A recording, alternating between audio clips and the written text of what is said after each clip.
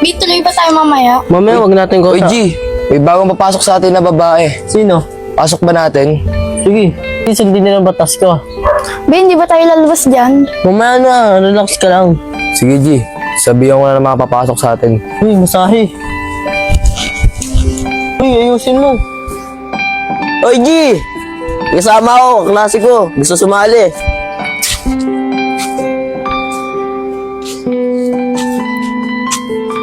Di ba naman yung katawan mo? Okay, G. Ot, bigyan nyo na to. Ratol, bigyan na natin to. May parang ang pogi ng bagong pasok ah. Mary, ano po pinagsasabi mo? Sa paningin mo ah. Sorry, Vic. Kung Ano? Okay na ba yan? Oo, pot. Eh.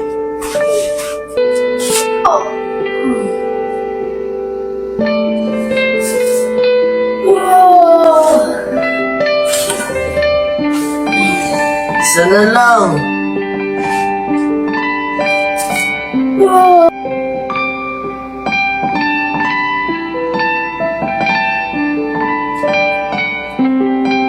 Okay na to.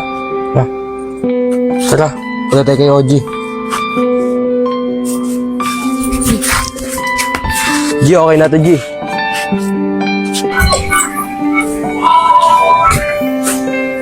O anak, ba't ka pa natutulog? Tapos ko pa bukas yung assignment namin. Sipag talaga ng anak ko. Yan ang gusto ko na. Aral bahay lang.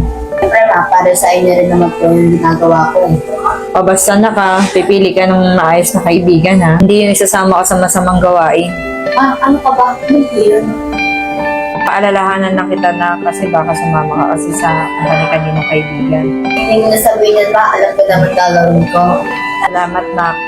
O sige, tapusin mo na yung assignment mo ha. Mamaya matulog ka na din ha. Sab, may gaya tata si Maika. Ang gusto ko niyang banatan. Ha? Bakit naman niya ko babanatan? Ewan ko. Uy, ginagawa mo dyan? Ay, Jim, tinihintay ko kasi si Bay eh. Isa't si Eri nga pala, pinsan ko. Hi, hello. Gusto mo, masali ka sa grupo nila para di ka banatan ni Maika. Ha? May babanat sa'yo? Daw sabi ni Jeanette, babanatan ako ni Micah. Hindi ko nga alam kung ano ginawa ko doon. Sino ba yung Micah na yun? Gusto mo akong babanat doon? Kung nga saan, kasi naaway itong best friend ko yun. Kung gusto mo, sali ka lang sa grupo namin para may protection ka. Sige, pag-iisipan ko. Salamat, Mary, sa concern na. Tara na, Jeanette. Baka nanap na ako ni Mama. Ito na kami. Mas ang galing ng drawing. Drawing mo rin kayo yung project ko.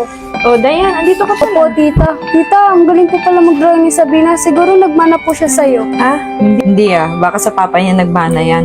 Oh, Dayan, buti na lang papunta-punta ka rito. Kaysa naman sa iba magbarkada yan. Galing po sabi ni mama eh, kaysa na lang daw po ako makapagbarkada. Baka saan-saan daw po ako sa pumunta. Tama yun, ikaw na yung pumunta-punta dito. O paano? Maghanda muna ako ng merienda nyo ha. Kaya natin ko nga yung chance. Maganda na ba? Oo nga, ang ganda nga eh.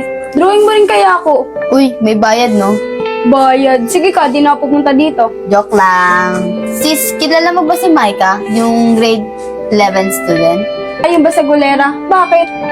Babunatin niya daw ako. Ewan ako kung nagawa sa kanya. Baka insecure lang yan. Kung gusto mo, subong na lang natin sa principal. Gagi, wag. Hindi pa naman ako inaaway eh. Oo nga naman. Sige na, drawing na tayo.